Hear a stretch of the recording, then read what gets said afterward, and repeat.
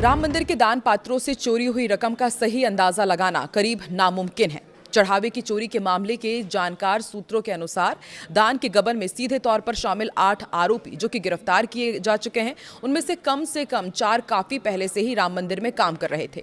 वो सैनिक security services के कर्मचारी बाद में बने। इस प्राइवेट सिक्योरिटी एजेंसी की state bank of India cash management के लिए वो सेवाएं ले रहे थे। सवाल यही है कि क्या राम मंदिर में दान की चोरी का सही आंकड़ा कभी पता भी चल पाएगा या नहीं। नमस्कार, मैं हूं आकांक्षा और आप देख रहे हैं न्यूज़ 18 का डिजिटल प्लेटफॉर्म। तो राम मंदिर चढ़ावा चोरी मामले में सुप्रीम कोर्ट 13 जुलाई को सुनवाई करेगा। यह मामला अब सुप्रीम कोर्ट तक जा पहुंचा है। चीफ जस्टिस सूर्यकांत की अध्यक्षता वाली बेंच 3 याचिकाओं पर सुनवाई करेगी और याचिकाओं में जांच सीबीआई को सौंपने और एसआईटी के गठन की मांग की गई है। साथ ही मंदिर में दान के प्रबंधन से जुड़े अलग अलग विषयों की समीक्षा के लिए एक्सपर्ट कमेटी बनाने की भी मांग की गई है। इधर मंदिर में चढ़ावा गिनने वाले 23 कर्मचारियों ने गुरुवार को एक साथ इस्तीफा दे दिया है। उनका कहना है कि चोरी की घटना के बाद 10-20 रुपए के नोट बढ़ गए हैं, जिससे गिनती में ज्यादा समय लग रहा है। पहले 500 रुपए के नोटों की 70 से 80 गड्डियां बन जाती थी, अब बमुश्किल 15 गड्डियां बन रही है। पहले काम 2 शिफ्ट में होता था, लेकिन अब सुबह 9 बजे से शाम 6 बजे तक एक ही शिफ्ट कर दी गई है। वेतन वही है और काम के घंटे बढ़ा दिए गए हैं। अब बैंक के पास सिर्फ 13 गणना कर्मी ही बचे हैं। वहीं श्री राम जन्मभूमि तीर्थ क्षेत्र ट्रस्ट ने सीईओ के पद के चयन को लेकर कहा है कि ये पद पुरुषों के लिए, महिलाओं के लिए, दोनों के लिए खुला हुआ है। ट्रस्ट ने कहा है कि सीईओ को चुनने के लिए बनाई गई 3 सदस्यों की कमेटी से उम्मीद है कि वो अगली 30 दिन में चयन प्रक्रिया पूरी कर लेगी। अब आपको बताते हैं कि इस कमेटी में कौन कौन है। कमेटी ने इस बात पर जोर दिया है कि सीईओ को चुनने के लिए ईमानदारी और निष्ठा सबसे जरूरी पैमाना होगा, क्योंकि अभी हमने देखा कि ईमानदारी और निष्ठा के बाद किस तरह से एक के बाद एक आरोपियों के खुलासे हुए हैं कि उन्होंने राम मंदिर के दान से किस तरह से चोरी की। इसलिए अब ईमानदारी और निष्ठा ये सबसे ज्यादा जरूरी पैमाना बनाया गया है सदस्यों के लिए। उन्होंने कहा है कि चुने गए व्यक्ति में ट्रस्ट के भीतर काम का अच्छा माहौल बनाने और सभी स्टेक होल्डर्स का सम्मान हासिल करने की क्षमता होनी चाहिए। कमेटी में जस्टिस प्रमोद कोहली जो कि रिटायर्ड है, लेफ्टिनेंट जनरल विष्णुकांत चतुर्वेदी ये भी रिटायर्ड है और सुरेश हवारे शामिल हैं। कमेटी के सदस्य ने बताया कि कमेटी अपनी खोज को किसी खास प्रोफेशनल बैकग्राउंड तक सीमित नहीं रख रही है। इसके बजाय एक ऐसे व्यक्ति को खोजने पर जोर दिया जा रहा है जिसमें विनम्रता हो, समर्पण हो, ईमानदारी हो और भक्तों के लिए बिना थके काम करने की क्षमता भी हो। पुलिस, सशस्त्र बलों और अर्धसैनिक बलों के उम्मीदवार भी इस दौड़ में शामिल हो सकते हैं, क्योंकि उनमें संगठन और मैनेजमेंट की साबित हो चुकी क्षमताएं होती हैं और अंतिम चयन पूरी तरह से योग्यता और उपयुक्तता के आधार पर ही किया जाएगा। उम्मीद है कि कमेटी कॉर्पोरेट सेक्टर की तरह कोई औपचारिक खोज प्रक्रिया नहीं अपनाएगी।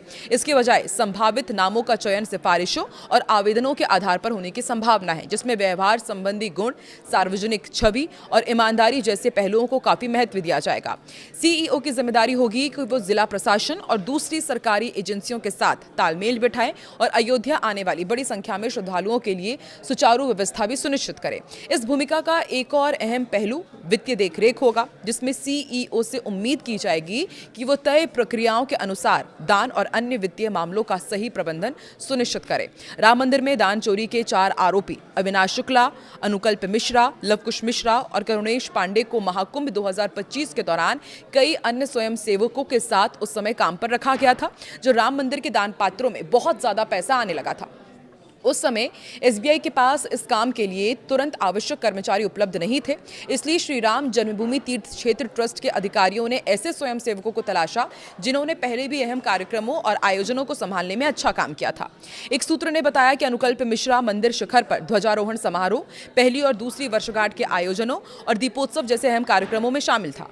समय के साथ वो मंदिर से जुड़ी अहम बैठकों में एक जाना पहचाना चेहरा बन गया। उसने चंपत राय और अनिल मिश्रा का भरोसा जीत लिया था और समय के साथ अनुकल्प को अपने परिचितों को ट्रस्ट के पदाधिकारियों से मिलवाने का मौका मिला और पिछले साल महाकुंभ के दौरान दान की धनराशि गिनने का काम सौंपे जाने से काफी पहले ही उसने उनकी नियुक्तियां करवा दी थी। दशकों से भगवा संगठनों से जुड़े होने के कारण ट्रस्ट के पदाधिकारियों और प्रशासकों ने चढ़ावे की गणना के लिए स्वयं सेवकों को तैनात करते समय उन पर भरोसा किया और यही भरोसा उन पर भारी पड़ गया। चारों आरोपी दान राशि गिनने का काम मिलने से पहले ही राम मंदिर के काम से जुड़ गए थे। दान पात्रों से इकट्ठी हुई राशि को मैनेज करने के लिए वाराणसी की प्राइवेट एजेंसी सैनिक सिक्योरिटी सर्विसेज को बाद में लगाया गया। जब तय एजेंसी आई तो इसने जो स्वयंसेवक पहले से ही गणना का काम संभाल रहे थे उन्हें 40 अन्य युवाओं के साथ काउंटिंग एजेंट के रूप में तैनात कर दिया। आरोपियों के पास से बरामद कुल करीब 80 लाख रुपए में से सबसे ज्यादा रकम 30,39,000 और गहने अविनाश शुक्ला के पास मिले हैं। इसके बाद करुणेश पांडे, उसके पास करीब 18,63,000 रुपए, अनुकल्प मिश्रा के पास 16,82,000 रुपए और लवकुश मिश्रा के पास से 14,25,000 रुपए बरामद किए गए हैं। रमाशंकर मिश्र की यदि बात की जाए तो कुल 7,32,000 रुपए और मनीष यादव के पास से 2 लाख रुपए बरामद किए गए हैं। गिरफ्तार किए गए 2 लोग रमाशंकर यादव उर्फ टिन्नू और सुभाष श्रीवास्तव की राशि की गणना करने में सीधी भूमिका नहीं थी। मंदिर से जुड़े एक अंदरूनी सूत्र की यदि बात की जाए तो उनकी पुष्टि पुलिस की जांच से हो रही है। पुलिस इन्हीं 4 लोगों को केंद्र में रखकर जांच आगे बढ़ा रही है। पुलिस अविनाश, अनुकल्प, लवकुश और करुणेश की रिमांड लेना चाहती है। इस घटनाक्रम पर बारीकी से नजर रखने वाले वकील प्रांशु अग्रवाल ने कहा है कि दान की चोरी का यह मामला नैतिक पतन का उदाहरण है। किसी भी सरकारी या निजी संस्था की तरह सत्ता और लालच कुछ लोगों को भ्रष्ट बना देता है और वो कमियों का फायदा उठाते हैं।